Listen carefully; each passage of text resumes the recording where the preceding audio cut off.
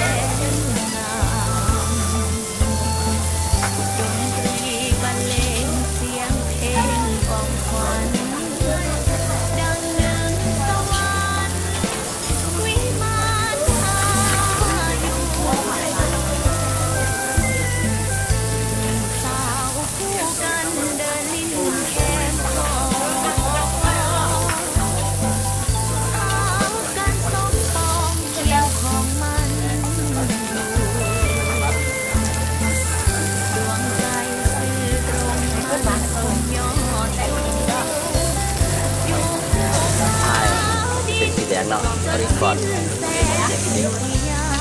แล้วก็มากินปิ้งกัน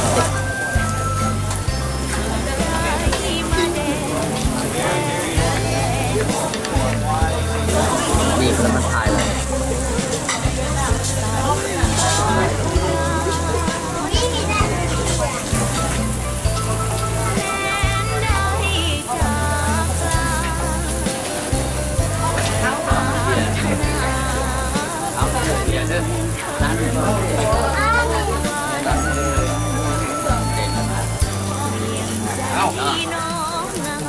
ทำเสียงไหมหลานสาวหลานชาย